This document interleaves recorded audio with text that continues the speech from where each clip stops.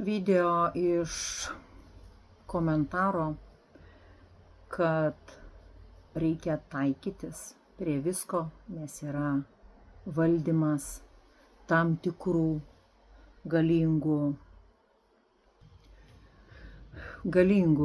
organizacijų, korporacijų, globalistų. Ir tu, žmogau, turi taikytis, tu turi pritapti prie to, ką sako globalistai. Kas su jumis žmonės darosi? Nejaugi,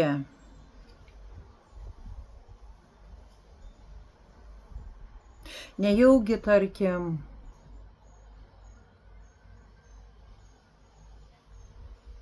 yra laisvos valios dėsnis, kur kūrėjas, Dievas, visata mums gimus suteikia tokią teisę laisvos valios pasirinkimu, sutikti arba atmesti. Kas darosi su jumis žmonėmis, su suaugusiais žmonėmis?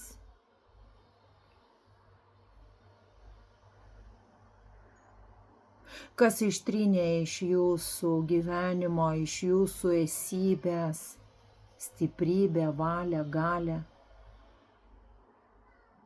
būti, kuom jūs svajojote būti.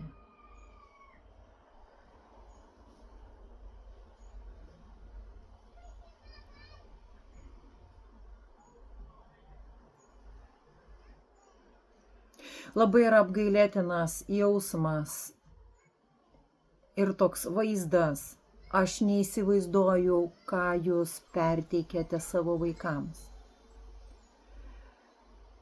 Daugelis žmonių savo vaikams ką perteikė, tik tai materialumą ir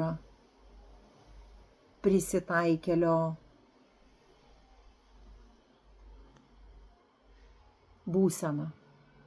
Ta tokia aukos būsena. Ir paskiau mes norime, kad mūsų vaikai būtų laimingi, kai suaugę žmonės sako: vaikeli, tu nedaryk to ar ano. O kodėl tau tėvelė ar mamytė nepritaikius to savo paties? Kaip galima prisitaikyti prie prievartos? Kaip galima prisitaikyti, matant, jeigu, tarkim, kažkoks iškrypėlis prievartauja ar tai gyvūną, ar tai žmogų, ar tai vaiką, ar kūdikį, ar tai suaugusį žmogų. Jūs man galit paaiškinti, kaip galima prisitaikyti prie iškrypėliškumo? Ar galėtumėte prisitaikyti, jeigu mes pradėtumėme vienas kitą valgyti? Nuo ko pradėti?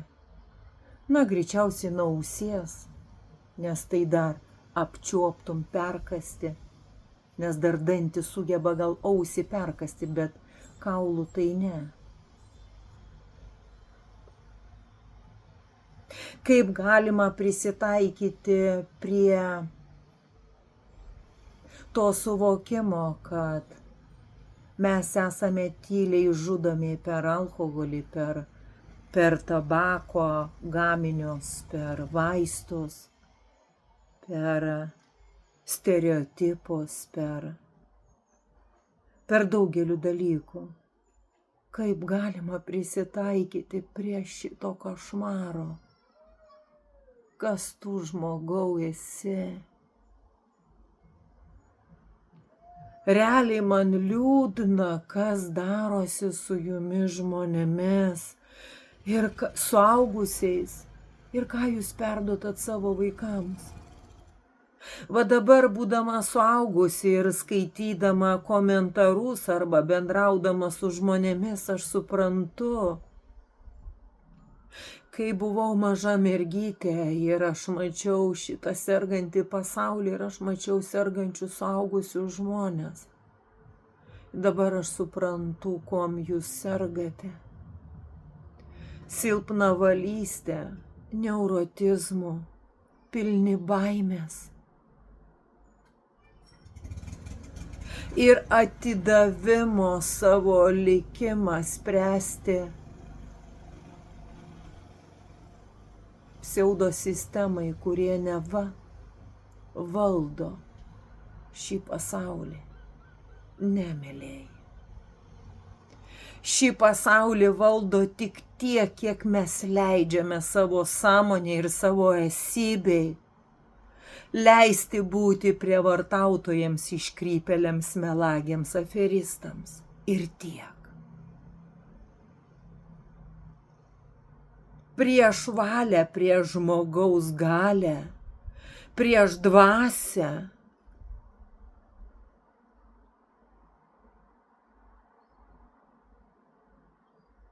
niekas negali paeiti, jeigu tu pats savanoriškai neatiduodi tą galią į kitų rankas.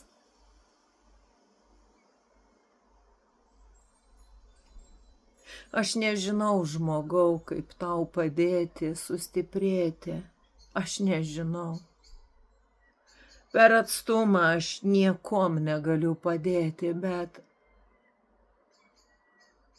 man taip liūdna dėl daugelio. Būdami suaugę, bet tokie silpni sąmonėje.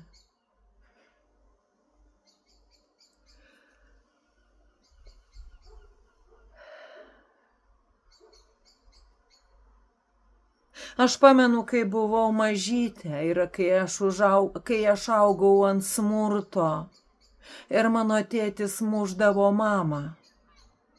Kasdien. Aš galėjau prisitaikyti sėdėti ant sofkės ir žiūrėti multiką, suvokdama, kad tai ne mane muša tėtis, o tėtis muša savo žmoną, mylimą žmoną, neva mano mamą. Bet aš visada lyzdavau per vidurį ir gindavau savo mamą, nepabijodama, kad nuo tėvo kliūs gal ir netyčia man ranka. Aš neįsivaizduoju, kaip galima prisitaikyti prie to, kai tave spardo. Aš nežinau. Aš nežinau, žmogau, kaip tu jautiesi, kai tu matai tą smurtą ir tu nieko nedarai. Aš nežinau. Aš kaip mama, kaip žmogus, kaip moteris, aš tokius žmonės tiesiog.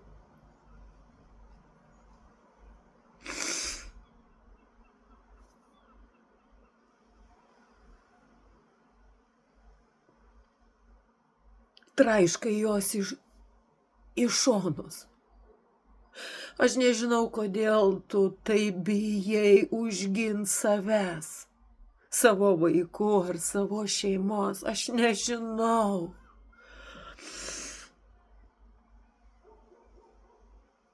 Kodėl bijai tu ginti tiesą? Juk mes ir gimėme užginti ją. Aš nežinau, nuo kada tu pavirtai tas kilimas korporacijoms. Ir liūdna man dėl jūsų vaikų, kad perteikėt jūs, auklėdami aukos mentalitetą.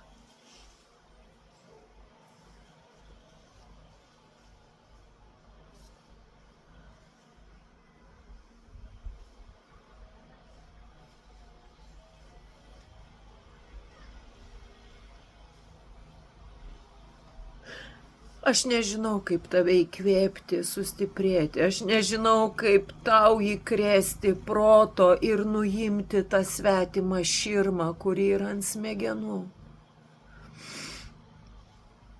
Aš nežinau ir negaliu iš tavęs atimti baimės, nes tu būtent ir pasirenki ar bijoti, ar kovoti už save. Aš nežinau, žmogau, vyre ar moterie.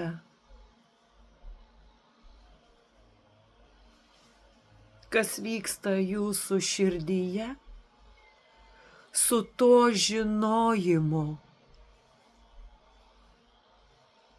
kad aš prisitaikysiu prie visko, kad tik mane paliktų nuošaly. Tada nesistebėkite, mėlieji žmonės, kodėl jūs sergate. Prisitaikėlio vaidmuo, jis neša kančią. Prisitaikėlio vaidmuo, jisai. Tai yra vergas demokratijoje. Ir tai yra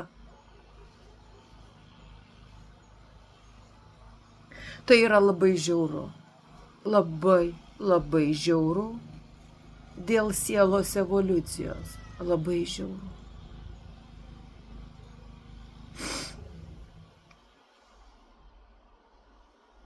Man realiai žiūrint žmonėms į akis ir bendraujant su suaugusiu žmogumi,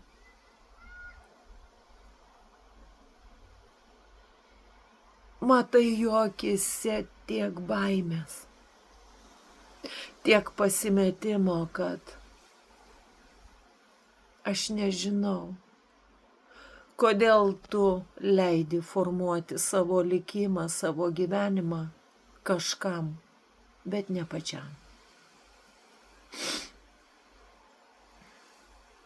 Dieve, Dieve, apšvies žmonių tą protą. Aš nežinau.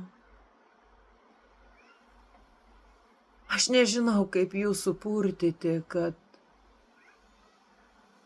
atsipeikėtumėte suprasdami, kad tai yra iliuzijos žaidimas. Susigrąžinti viską savomis rankomis.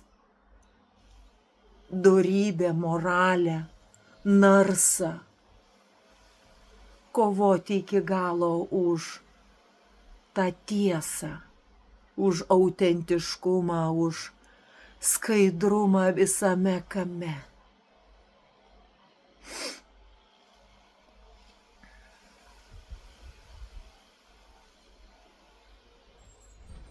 Ir per 50 metų man gyvenant, niekas nepasikeitė, žmonės tik silpnėja,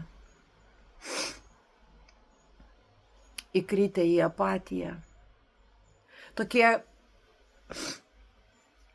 ką jauti žmonėse, jie tokį didelį pasimetimą ir sužeisti žvėriukai. Ir jie nežino, kaip išeiti iš tai. Nes jie viduj save nužudė, atiduodami savo gyvenimą į globalistų, į šitos pseudosistemos rankas. O kai tu atiduodi ir nustoji kovoti, toks žmogus iki gyvenimo pabaigos jis tiesiog egzistuoja, pūna iš vidaus ir serga.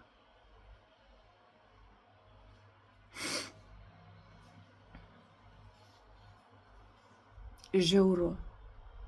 Man taip liūdna dėl jūsų, žmonės. Realiai man taip liūdna, kad jūs taip sumenkinę esate save.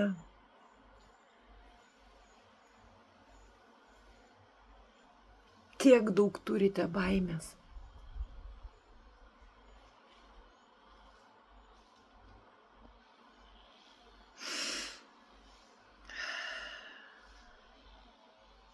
Bet niekas jūsų baimių neįveiks, kai tu pats žmogau pasirinkimu. Ar tu esi kažkas daugiau? Ir, žinote, kaip kariai garbingi, kad ir kaip būtų didelis priešas, bet jie eina iki galo, jiems yra zapadlo ar žemas lygis. mirti suskiu. Realiai, mirti suskiu. Ir mes kiekvienas esame karys savo gyvenime, kur tu renkiesi. Mirti kaip suskiu ar eiti iki galo, išliekant ištikimas savo. Bet tik neprisitaikėlis prie viso šito iškreipimo. Ne. O tokios mintis pas suaugusių ar pas mamą ar pas tėtį, jūs perduotat savo vaikams būti auka arba tironas. Ir va tas karmos, samsaros ratas, jisai energetiškai persiduoda iš kartos į kartą. Va todėl mes ir gyvename taip, kad mes bijome kovoti dėl tai, kas mums suteikta nuo Dievo.